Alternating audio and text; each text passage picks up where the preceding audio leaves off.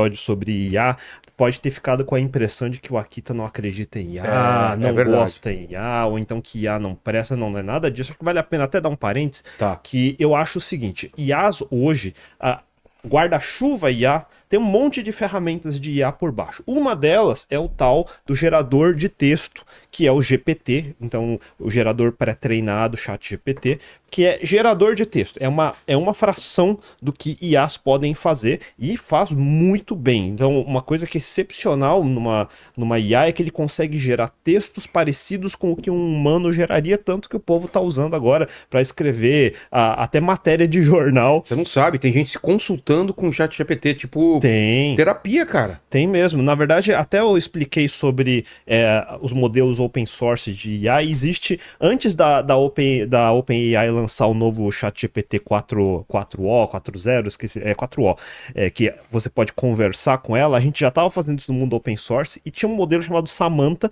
que foi treinado justamente para diálogos mais parecidos com o de um psicólogo, por exemplo, onde ela não só responde factualmente, mas tenta ter simulação de empatia, do tipo, você está bem, você realmente quer dizer isso, a gente pode conversar mais sobre isso. Então, tem um diálogo um pouco mais amigável do que simplesmente a frieza de isso está certo, isso está errado, o fato é este, o fato não é aquele.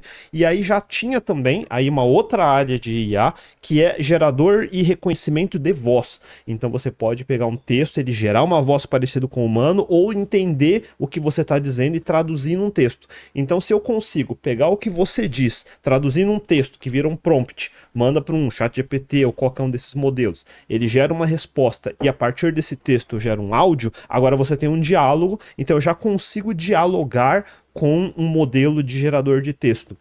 Então, isso é uma coisa que já acontece. Tá. Aí, nessas outras áreas, a gente tem computer vision, então, que nem a ideia de alguns anos antes, o grande hype era carro que dirige sozinho, lembra disso? Então, a Tesla tem o autopilot, que é um semi-autopilot, então ele não dirige 100%, mas vários Uber estava tentando, a Amazon estava tentando, a Apple estava tentando. Ninguém conseguiu ainda fazer um 100%, mas já chegou num nível que é bem prático, você já consegue ter táxis. A gente vê na China táxis tem totalmente automáticos? Em Autônomo, não? Em algumas regiões totalmente autônomo, sem motorista dentro, então, mas não é em qualquer lugar, né? Tá. Então, se você largar numa quebrada que ele não entende, ele não vai saber o que fazer, mas em algumas áreas controladas você consegue ter. São Francisco já teve, em Phoenix, no Arizona, já teve, ou ainda tem. Então tem vários programas tentando fazer isso e disso depende computer vision, que é você o computador conseguir enxergar uma imagem em tempo real, distinguir que aquilo é uma criança atravessando a rua e ele tem que parar. Então esse tipo de coisa que é extremamente importante e a velocidade é importante. Então isso é outra área também. Tá. E para a nossa área de programador, muita gente está preocupado que o computador vai substituir o programador, portanto não precisamos mais de programadores. Foi um cara Quem que falou isso? Foi um cara O dono da NVIDIA. Isso, da NVIDIA. O próprio Elon Musk fica falando o tempo todo que vai ter a super inteligência, que vai ser perigoso, que ele vai destruir o mundo. Aí tem toda a ficção científica por trás. Que ajuda, né? Ele adora fazer isso. Todos eles têm que fazer isso para manter o hype andando. Agora, na nossa área mesmo, a gente sabe, e fica pior porque o povo, eles distribuem a ideia de que a inteligência artificial, redes neurais é uma coisa que nem quem faz as redes neurais entende como funciona. Eu já ouvi isso. Você já ouviu isso, né? Já. E é mentira? É mentira. O quê? É mentira, é mentira. O que eles querem dizer, e essa é a dificuldade de verbalizar o que quer dizer. O treinamento que se faz numa rede neural gera um montante de dados. É um banco de dados que ele gera no final, um arquivão. Esse arquivão tem um monte de numerozinhos, probabilidade 0.0001, 0.9995. Agora, o que o relacionamento de todos esses números querem dizer, tipo, se eu tiver que na minha cabeça de ser humano tentar colocar esses números na minha cabeça e tentar te explicar cada um desses números, isso eu não consigo fazer. Tá. Mas é porque é muito trabalho. É que nem se eu te pedisse assim, você consegue de cabeça me contar quantos grãos de areia tem numa praia? Esquece. Cara, não dá, é muito trabalho. Se eu precisar fazer, você vai fazer. Se a sua vida depender disso nesse momento, você vai, ok, vou pegar um grão de cada vez. Vai ser um puta trabalho desgraçado, mas você vai fazer. É a mesma coisa nesses arquivões. São bilhões de números. E bilhões de números, eu vou levar anos para identificar isso. Mas, se minha vida depender disso, tudo bem, eu vou pegar um pedaço de papel aqui e vou começar a escrever um por um. Mas o que o computador consegue fazer é muito mais rápido do que eu consigo. Então o computador consegue pegar milhares desses números de cada vez, cruzar eles e chegar numa conclusão. É assim que ele chega numa conclusão de escrever uma resposta. Eu entendo como esse mecanismo funciona. E tudo que o computador faz, ele não faz sozinho. Eu tive que programar ele para fazer isso. Então eu sei o processo pelo qual eu pego esse monte de grão de areia e eu consigo dar um jeito de fazer o computador contar ele para mim. Então, embora eu tenha dificuldade de fazer isso na força bruta, o computador sabe fazer porque eu programei ele para fazer isso. Então, nós sabemos exatamente como funciona. Não existe absolutamente nada que tenha ali numa rede neural que um engenheiro de computação, de um programador, não saiba o que ele está fazendo. A complexidade do resultado é que é difícil de prever, é que nem meteorologia, é muito difícil de você só medir uma temperatura e prever com precisão se vai chover, quanto vai chover, em que grau vai chover. Eu sei que todos esses parâmetros existem, mas é muito difícil de calcular todos esses milhões de parâmetros sabendo que... Teoria do caos tem Teoria do caos tem a ver com isso. Porque uma pequena variância num número que eu não olhei causa toda uma diferença. Que leva a um erro absurdo. Absurdo, exatamente. Então é muito difícil. É real aquele negócio de a batida de uma asa de uma andorinha pode causar um furacão na China? É verdade. Que vai criando uma alteração aqui que vira outra coisa. Então, na verdade, a gente vai falar... Você sabe, né, do efeito borboleta, de onde vem esse termo ou não? Sei. Esse é a borboleta de Lorentz. Então, o cara era um meteorólogo, um cientista, alguma coisa. E ele estava fazendo cálculos no computador da década de 60, 70, não lembro. E isso ia imprimindo num papel vários números. Esses números que eu tô falando, vários números de previsão. Só que naquela época, por eficiência, otimização ou performance, ele falou um número com decimais 0.xyz, 1, 2, 3, 4, 5, 6, 7.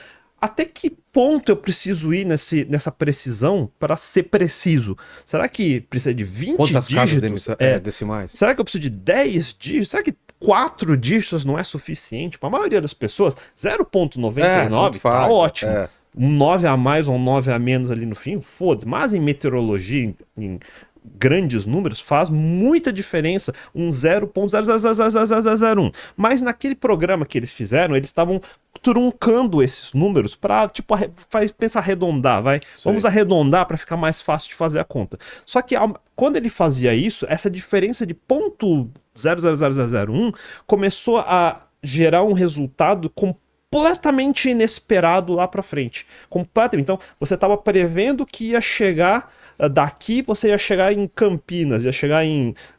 De repente, você chegou no Polo Sul, assim. Mas você mudou só 0.0001. Absurdamente pequena. Uma absurda, absolutamente pequena. E daí vem a metáfora. É tão pequeno que parece batida de uma borboleta. Não, então eu vou te falar de onde veio esse termo. É de um conto do Ray Bradbury chamado O Som do Trovão. Já viu essa da história? Conta essa história. A história é fantástica, Conta. Ray Bradbury é um dos meus autores preferidos. E tem uma história que os caras constroem uma máquina do tempo e eles vendiam um safari na época pré-histórica. Ou seja, você pagava o seu dinheiro lá, os caras se levavam para a pré-história, a equipe deles já tinham ido dias anteriores, sabiam os dinossauros ou algum animal grande porte que ia morrer por um raio ou queda de uma árvore, ou seja o que for. Eles marcavam esse animal. E então você chegava alguns segundos antes dele morrer e os caras tinham a sensação de atirar no animal e um safari. Então eles não alteravam o futuro. Depois ia alguém lá, tirava a bala e tal, tudo. E eles tinham uma passarela que ela era você não tocava no solo, ela flutuava. Então você ia naquela passarela, o chefe da expedição falava, cara, de maneira alguma você pode descer dessa passarela, ok? Ok. Vocês vão aqui e tem que atirar só no monstro, no bicho que a gente tá marcado, não pode fazer nada. Beleza. Vai um cara, chega lá, vê um tiranossauro absurdo, o cara se apavora na hora de atirar, cai disso, e sobe pra passarela. E aí o cara dá um putz, você não podia ter feito isso. Dá uma checada nele, não alterou em nada, beleza. Só que quando ele chega no tempo presente dele, que é o nosso futuro, o cara olha debaixo da bota dele e ele pisou numa borboleta. E aí, quando ele vai ler o jornal, é outro presidente. A Alemanha venceu a guerra, sei lá. Ele alterou tanto o futuro, mas fala, cara, eu só pisei numa borboleta. Só que aquela borboleta deixou de gerar não sei quantas borboletas, aquela borboleta pode ser alimento, não sei o quê. Foi gerando tantas pequenas mudanças que elas foram ficando cada vez maiores, que no futuro o mundo é totalmente diferente. Foi daí o efeito borboleta. Exatamente. E esse efeito, a maioria das pessoas sabe dessas histórias, essa história, por exemplo, ou depois que veio derivados, como o filme do Ashton Kutcher, O Efeito Borboleta, que fazia pequenas mudanças também, alterava totalmente. Todo mundo entende, eu acho, que esse negócio, mas ele nunca pensa que acontece com ele, sabe? Então, na prática pra gente, o que é? Na prática, assim, tudo aquilo que a gente chama de sorte, tudo aquilo que a gente chama de coincidência, essas pequenas coisas, pequenos eventos que acontecem no nosso dia a dia, todo mundo tem aquela história, cara, se não tivesse sido aquela pessoa, isso não teria acontecido. Se não tivesse ido naquele dia, naquele horário, em tal coisa, encontrasse tal pessoa, não teria conseguido aquele emprego, não teria conhecido minha mulher. Se eu tivesse acordado 5 minutos antes, 5 minutos depois. Exatamente. Muita gente teve essas histórias, por exemplo, no 11 de setembro. Fala, nossa, eu estava para embarcar naquele avião e aí, por sorte, alguém me ligou e eu perdi o voo. Ainda bem que eu perdi, agora eu tô contando a história. Então, existem esses pequenos momentos, aquela pequena ajuste de 1 segundo que ali acaba a sua vida, mas agora continua. Então, ou seja, é um efeito absolutamente drástico, é um efeito caótico. E esse efeito caótico não é uma coisa... Óbvio que a gente não tem como prever, esse é a beleza disso tudo, mas ele é um campo estudado dentro das ciências. Existe teoria do caos dentro da física, e a física estuda efeitos não lineares, que a gente chama. Porque linear é quando se você aposta R$10, ganha causa 100. Efeito. Causa e efeito. Aposta 20, você ganha proporcionalmente 200. Totalmente previsível. Previsível linear. Não linear é justamente você não tem uma previsibilidade tão óbvia, pode ser exponencial, pode ser logarítmica, pode ser N outras modalidades de crescimento que não são tão previsíveis, que é o que acontece, por exemplo, com climas, que é o que acontece, por exemplo, com a ideia de sorte, carreiras, no caso, em geral. Então, a gente pensa que é possível planejar tudo de forma linear, mesmo entendendo que no dia a dia da vida a gente tem esses eventos que alteram completamente a sua rota e elas são difíceis de prever. Então eu acho que a ideia toda da carreira de programação, ou qualquer carreira, é que muita gente fica ansiosa, com medo, sem saber como prosseguir porque ele não consegue visualizar linearmente o próximo passo, ou parece que o próximo passo é tão ridículo que não vale a pena perseguir, mas ele não entende que ao não fazer isso, você perde a oportunidade de ter esse evento que pode dar uma guinada absolutamente fora da sua realidade, que é o que acontece na maioria das vezes. Então, quanto mais você se expõe a múltiplas oportunidades diferentes, é onde você tem mais chances. Coisas não previsíveis podem acontecer. Pode acontecer. Se você não sai da sua casa, se você segue sempre a mesma rotina, você tá menos exposto do que, hoje eu vou pegar outro caminho. Hoje eu vou, em vez de carro, eu vou pegar um Uber. Hoje, em vez de Uber, eu vou de bicicleta.